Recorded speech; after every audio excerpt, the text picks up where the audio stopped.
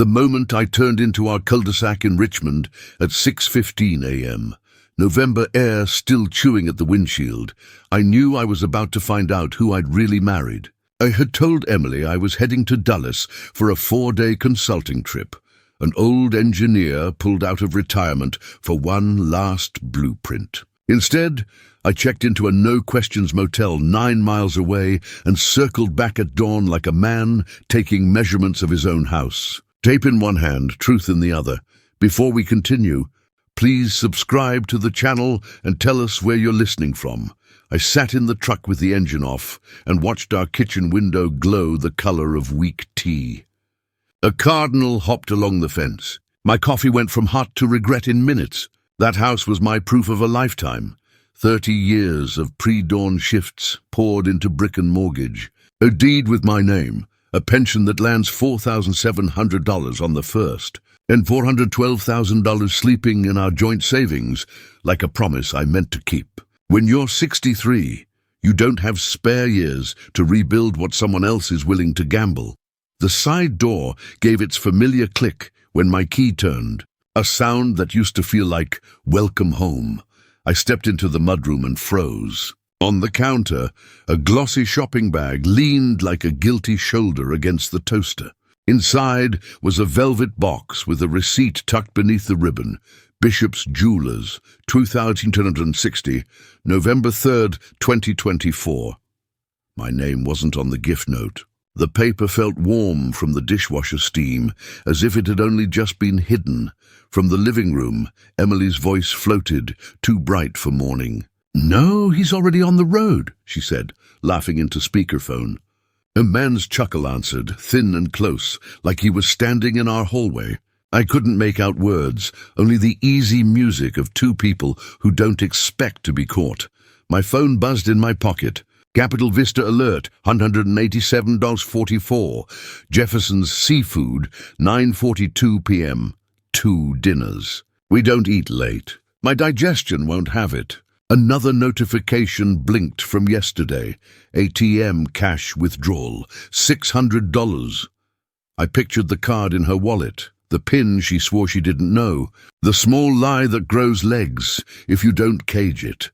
I stepped back to the doorway and watched the glass of water on the coffee table tremble when the HVAC kicked on. Little vibrations tell you where the load-bearing lies are. In the hallway, our wedding photos stared like witnesses. My first wife's smile, gone 10 years, and Emily's hand folded over mine, promising we were building something honest on top of grief. "I'll text you later," Emily said, and the call ended. Footsteps. Silence. Then the oven timer pealed a single sharp note, as if the house itself needed to be somewhere else. I didn't storm in. I didn't ask who he was. I stood there and let the numbers line up in my head like rebar. A receipt, a reservation, an ATM withdrawal. A simple equation with my name on the losing side. Loyalty isn't supposed to be audited, but if it is, you'd better bring a ledger. I had just opened mine. When silence cuts deeper than honesty, you begin to realize betrayal doesn't arrive like a storm. It sneaks in like slow creeping frost over your life. I didn't confront her right away. I slipped back out through the side door and sat in my truck, the frost still clinging to the windshield, the heater humming like a tired old heart. I stared at the steering wheel and felt small, the kind of small a man only feels after 60. When you realize strength isn't measured in muscle anymore, but in what you can stand without breaking. I could have knocked, could have shouted. Instead, I breathed, and the breath shook. A jogger passed by with a golden retriever waving. I lifted a hand, pretending I was just a man enjoying the morning, not one trying to swallow a truth too bitter for the human tongue. I waited an hour before returning, as if I had just arrived from the airport. I rolled my suitcase up the driveway loud enough to announce myself. When I opened the door, Emily appeared from the living room, hair brushed, robe tied neatly, face arranged in surprise like a painting hung crooked. "You're home early," she chirped. There it was, performance. Love doesn't perform, guilt does. "There was a change," I murmured, setting my bag down. My voice felt like it belonged to someone older.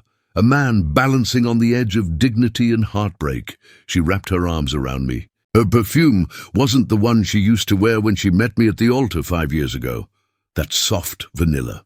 This one was sharper, sweeter, newer. I imagined her picking it out for someone else's approval. How was the trip? She asked. Quiet, I answered. Because I had spent it listening for the sound of truth cracking, I poured myself coffee. She poured herself innocence while she busied herself in the kitchen, too cheerful, too eager. I let my eyes wander. The jewelry box was gone. The receipt was gone. But a tiny strip of ribbon remained near the trash bin, trapped under a dropped grain of oatmeal like a forgotten confession. Do anything special while I was gone? I asked casually, staring at the ribbon.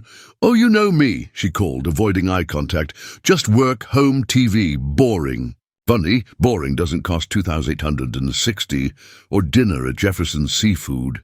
It felt like someone dropped a stone in my stomach. Age doesn't make betrayal softer, it makes it heavier. It carries the weight of years, of promises said in hospital rooms and quiet mornings and anniversaries that now taste like ash. I set my mug down. Emily, are you happy? She froze for half a beat, just enough to betray her mind sprinting, before she turned and smiled too quickly. Of course I am. Don't be silly. Silly. Funny how cheaters talk to the betrayed like they're children. That night she slept warm under our quilt, her breathing soft and steady. I lay on my back staring at the ceiling fan rotate like the hands of a slow clock, marking the end of something sacred. The house was dark, but betrayal glows. It lights edges you wish stayed hidden. In the distance, a church bell chimed midnight. A new day beginning. A new version of me forming. In the quiet, I whispered a promise only the walls heard. You test a foundation long enough, and either it holds, or you find the cracks, and ours had begun to roar.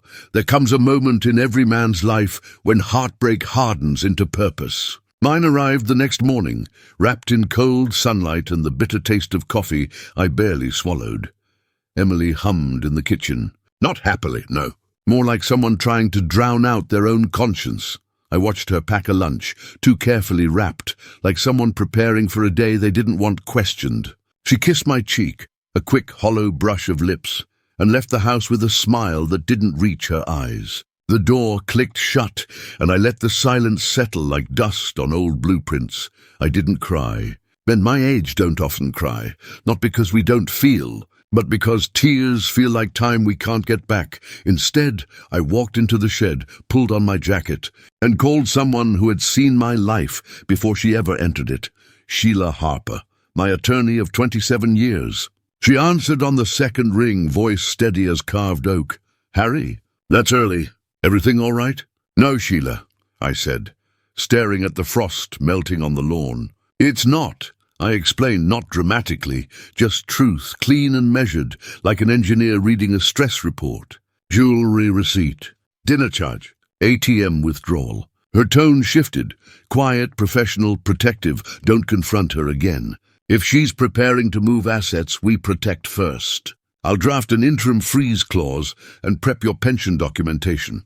Pension. The word hit differently. When you're 63, your pension isn't income, it's legacy. It's the years you've already paid in bones and time. And it's your safety in old age. I hung up and stood still. Leaves rustled against the siding. Even nature sounded like it was pacing. Next, I called a name I hadn't uttered in years. Clay Bender. Vietnam vet. Private investigator. A man who once told me, loyalty is proven in silence and in absence. He arrived within 2 hours. Grey beard, worn jacket, notebook tucked under his arm. He didn't shake my hand. He just nodded, eyes scanning the house like it was a map of weak points. What do you need to know? He asked. Who she really is, I said. And who he really is. He didn't ask questions. Veterans don't need details to smell the battlefield. As he left, he paused at the fence. You look calm. That's good. It's not calm, I said. It's calculation. At noon, I parked down the street in my truck. Engine off, heat off. Watching my own house like prey does the predator. An old iPhone sat recording on our mantel. Voice activated, disguised by a photo frame. Emily came home early. I watched through the window from the shadows, her movements light, almost floating. Anticipation looks different on a guilty person. It has a shine. She made a phone call. I listened through the hidden mic on my phone. Her voice, soft, sweet, private in a way she hadn't been with me in months. "Thanksgiving is perfect," she whispered. A pause. "No, he won't be here." My jaw clenched, slow and controlled. Thanksgiving, my house, my table, my family. Plans without me, or to replace me. I didn't shake. I didn't rage. I simply marked the date in my mind like a deadline on a blueprint, and in that quiet of the truck, breath fogging the glass, I promised myself this: if she thought she was planning a future without me, then I would build one without her first. Revenge isn't anger, it's clarity. Anger shouts. Clarity listens, plans and signs documents in quiet rooms. The morning after hearing her whisper about Thanksgiving, I woke before sunrise. My joints ached the way they do when rain is coming, but it wasn't weather pressing on me. It was truth, heavy and honest as steel beams. I brewed coffee, slow, deliberate. The kitchen was calm. Emily came downstairs humming. Same tune, same fake peace. "Morning," she said, lips brushing my cheek like a politician greeting a donor, not a wife greeting her husband. I nodded, sipping, pretending to scroll my phone while the banking app glowed in my palm. I had already visited my attorney the evening before. A digital form sat drafted and ready, limited withdrawal freeze request, joint savings account. My finger hovered, then tapped. Submitted 9:12 a.m., not a penny more without my signature. Protect legacy first, confront later.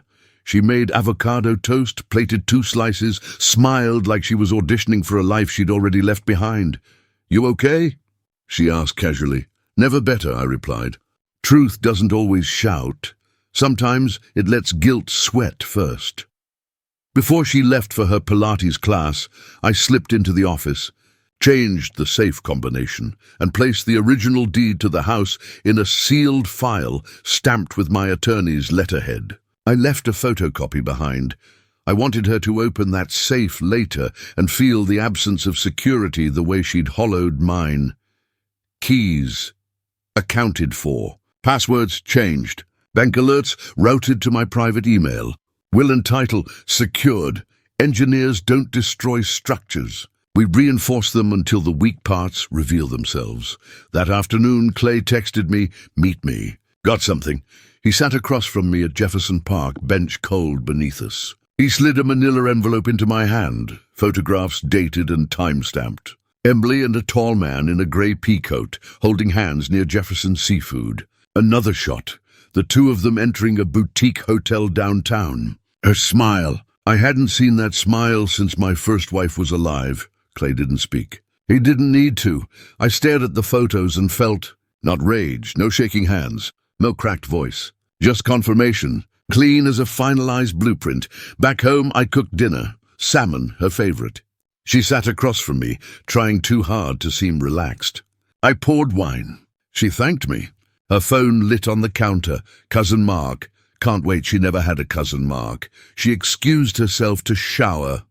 The old iPhone in the living room caught everything. Her whispering, the giggle, the promise that things are lining up.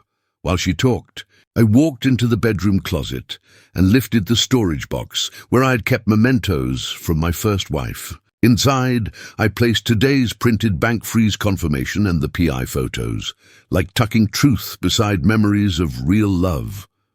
When Emily returned, cheeks flushed, not from hot water but adrenaline, she kissed my head. "You're quiet lately," she murmured. "Just thinking," I answered. "About what?" I looked at her, and for the first time, she flinched without understanding why. "About Thanksgiving," I said softly, "and how clarity is coming as surely as the holiday." She laughed nervously and turned away. I didn't laugh. I didn't warn. Storms don't announce themselves. They build in silence, and then one day, the roof lifts, and her reckoning was 2 sunsets away. There's a certain kind of quiet on Thanksgiving morning, not peaceful, but heavy. A house full of food, warmth, and family energy, yet under it all a tremor. The kind you feel before a bridge fails, long before anyone else hears the metal groan. I carved the turkey myself, the same way I did when my first wife was alive, slow, neat, taking pride in the little traditions men cling to when life changes faster than they can. Emily floated around the kitchen, too cheerful, too bright, her voice pitched just a bit higher than normal. Guilt changes tone like weather changes air pressure.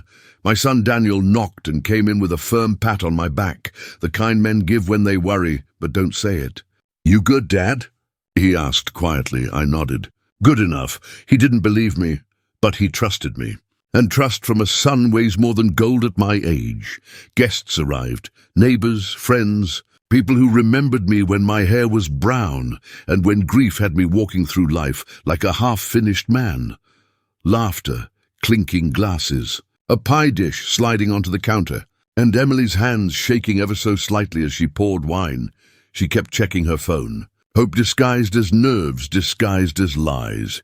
I took my seat at the head of the table. Daniel sat to my right, Mrs. Collins on my left, and Emily across from me, smiling like a woman hosting a magazine photo shoot instead of her own unraveling.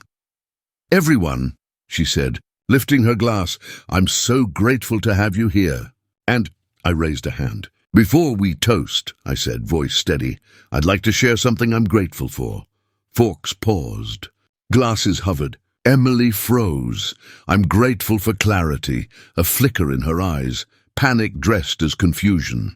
I reached into the folder beside my chair, the one no one noticed I placed there an hour earlier. I pulled out the 2,860 jewelry receipt first, sliding it onto the table like a dealer, placing down aces. "Funny thing," I said gently. "I didn't buy this." A fork dropped somewhere down the table. Next, the time-stamped restaurant charge. "I don't eat seafood at 9:42 p.m. A tight gasp. Mrs. Collins' hand flew to her lips, then the ATM withdrawal photo. I didn't pull out $600. Emily's face drained, pale as the tablecloth. Her breathing shallow, chest rising too fast. She tried to speak, but only managed, "Harry." 6 seconds of silence. The longest of her life. I placed the final piece, a still photo from Clay, her hand wrapped around another man's arm outside Jefferson's, both laughing like they owned the world, and then, perfectly timed as tragedy likes to be, the front door opened. A man stepped in, holding a bottle of wine and wearing confidence like cologne. The same man from the photo, grey peacoat, easy smirk, foolish eyes. Sorry, He froze. Saw me, saw the table. Saw her. Silence swallowed the room. "Who?" he started, voice cracking. Emily's whisper was strangled. "You weren't supposed to." Daniel stood up so fast the chair scraped. "Mom?" he said. He had always called her that, not stepmom. That was the cruelest cut of all. Emily looked at me, tears pooling. "Harry, please." But I wasn't angry. Anger is hot. I was cold, ice that does not melt for please. "I'm not here to argue," I said quietly. "I'm here to reclaim my place at my own table." I stood, buttoned my jacket and nodded to Daniel. He followed. Mrs. Collins rose too, eyes hard as winter glass. As I walked out, I heard Emily break, sobs cracking like glass under weight. The other man's voice stammered, "Emily, what?" Before I pulled the door closed behind me. Outside, the air was crisp, honest, clean. The turkey stayed. The truth came with me, and Thanksgiving. Tasted like justice. Justice doesn't roar. It arrives in manila folders, notarized pages, and signatures that change lives more permanently than shouting ever could. The morning after Thanksgiving, Richmond was glazed in winter sunlight. Frost clung to rooftops like truth clings to conscience. I woke in the guest room, by choice. Peace feels different when you've earned it. The ceiling seemed higher, the air felt cleaner, and for the first time in months my chest didn't feel tight. I didn't linger. I dressed, shaved, and drove to Sheila Harper's office. The receptionist offered a sympathetic nod, small-town courtesy mixed with quiet gossip. Sheila ushered me in without a word. She didn't need details. She saw the resolve in my face. "Everything ready?" I asked. She slid a stack of documents across her mahogany desk. Interim protection order, home possession confirmation, pension preservation statement. Joint asset freeze. Acknowledgement paper isn't dramatic, but it is powerful. A judge's electronic signature sat stamped in blue. Timestamped 9:14 a.m. Nov. 25/2024. My life, safeguarded in digital ink. You did the right thing, Sheila said softly. I did the necessary thing, I answered. Justice isn't comfort. Justice is correction. By noon, Emily's access to the joint account was formally severed. The $12,000 we had built, guarded. My pension, legally mine. The house, secured under my name and court notice. By 2 o'clock, the locks were changed. Not slammed, changed. I left her a note on the table. You may collect your belongings Tuesday at 10 a.m. Someone will be present. Compassion isn't weakness. It's control. When she returned later that day, red-eyed and trembling, a moving van behind her, she found Daniel waiting at the front door, arms crossed. Loyalty in the shape of a son. No court can grant that. She tried to speak. Harry, please. I made a mistake. Mistakes are spilled milk, I replied evenly. You poured this intentionally, she cried harder. Guilt always arrives late, panting, after dignity has already walked out the door. Her affair partner. Gone. I heard he stopped answering her messages by Saturday. Betrayal tastes sweet at first, until the stomach turns. Word spread through our neighborhood faster than wind finds leaves. Mrs. Collins, bless her old soul, didn't hold back. People whispered in grocery aisles. Church ladies pretended not to stare at her in the produce section. The same friends she entertained at brunch suddenly chose silence over sympathy. Consequences don't always ruin lives. They reveal them. On Sunday, Daniel and I sat on the porch, mugs steaming in our hands, watching the neighborhood settle into the evening. He didn't need to say he was proud. It sat in his posture, in the way he stayed close. You okay, Dad? He finally asked. I looked at the yard I'd mowed for 30 years, at the garden my first wife planted, at the home I fought quietly to protect. I'm getting there, I said. Justice isn't joy, but it's peace. We clinked mugs, not celebration but acknowledgement. Inside, the empty hallway felt warmer than it had in weeks. Betrayal had left, and dignity had returned. And for the first time since I faked that trip, I felt like this house was mine again. There is a strange quiet that comes after a storm. Not silence exactly, but a softness. Like the world is exhaling with you. That's what the house felt like in the days that followed. Rooms didn't echo with suspicion anymore. Doors didn't hold secrets behind them. Even the air seemed cleaner, carrying only the sounds of morning coffee and my son moving around in the kitchen. When you're young, heartbreak feels like drowning. When you're older, it feels like frostbite. Slow, numbing, tissue dying before you realize it. And healing. Well, healing feels like warmth returning to fingers you thought you'd never feel again. Emily left on Tuesday at 10 a.m., just like the note instructed. She carried 3 boxes, clothes, toiletries, a few framed photos she insisted were memories she earned. Daniel watched from the porch, arms crossed. I sat in my chair inside, not hiding, not watching through blinds.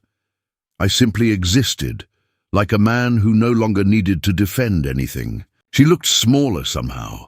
Betrayal shrinks people. Dignity isn't something you get back just because you regret losing it. She didn't ask to come in, didn't demand, didn't rage. She already knew she had lost something far more valuable than money. When the U-Haul pulled away, tires crunching on fallen leaves, I felt a weight leave my chest, not the kind that lifts suddenly, but one that loosens slowly, allowing breath to travel deeper than before. If peace had a sound, it would be the hum of my refrigerator that morning, steady, simple, honest. I made breakfast, eggs, toast, black coffee, nothing dramatic. Life isn't a movie. Most victories happen quietly. Daniel joined me, leaned against the counter, and took a piece of toast without asking. You did good, he said. I nodded. My throat tightened. Not sadness, not pride. Something older and more complicated than both. Your mother would have wanted me to protect what she helped build. He didn't look away. And you did. It's funny. Losing a second wife made me feel closer to my first again. Grief and betrayal don't live in the same room. One is sacred, the other is rot. I refused to let rot touch her memory. Later that afternoon, I walked outside and started tending the garden. These old hands planted a white rose bush where the birdbath used to sit, white for truth, not red for romance. Soil beneath my fingernails felt good. Honest labor always has. My first wife loved roses. She said they reminded her that beauty and pain can grow from the same stem if tended with care. Emily once said roses were overrated. Funny, isn't it? The little things tell you everything in hindsight. Mrs. Collins wandered over, leaning on her cane, boots crunching on gravel. "You all right, Harold?" she asked. "I am," I answered, patting the soil. "I finally am." She nodded, lips pressed tight. The kind of nod old women give when they've seen life eat a man and spit him out whole again. "You deserved better," she whispered. I didn't need to reply. Truth stood between us like a witness. That evening I grilled steaks with Daniel on the back patio. We talked football, his deployment schedule, the heater that needed servicing before real winter set in. Normal things, mundane things, beautiful things. Because recovery doesn't always come with speeches and epiphanies. Sometimes it arrives over medium-rare ribeye and shared silence. Inside, I opened the hall closet and took out a wooden box, one I hadn't touched in years. Inside lay memories from my life before Emily, letters, photos, ticket stubs from 1989 when we drove to Virginia Beach just to watch the sunrise with cheap thermoses and louder hope. I smiled, not wistfully, not painfully, just grateful. Some loves don't get replaced, they get honored. I placed the box back gently and closed the door. Night settled. I sat by the fireplace with a book, though I barely read a page. Flames crackled, shadows danced, and I realized what peace felt like at 63. Not victory, not pride, stability, the kind you earn by not letting someone else gamble your last good years. Emily texted once more that night. "I'm sorry. I made a terrible mistake. I hope you can forgive me someday." I stared at it for a moment, then archived it without replying. Closure doesn't require conversation. Sometimes silence is the last, kindest boundary you set. 3 days later, I called the locksmith again, not because I feared her return, but because I was ready to move forward. I changed the final lock myself, turned the new key, heard the solid click. A door, once shared, now mine again. Some men think revenge is about punishment. It isn't. Revenge is clarity, justice, boundaries, self-respect, standing up straight after someone tried to bend it. I sat in my recliner, exhaled, and looked around the home I saved. My voice was barely a whisper when I spoke, but it filled every corner like a prayer. You didn't lose me. You gambled your future, and I simply stopped covering your debt. And for the first time in a long time, I slept easy.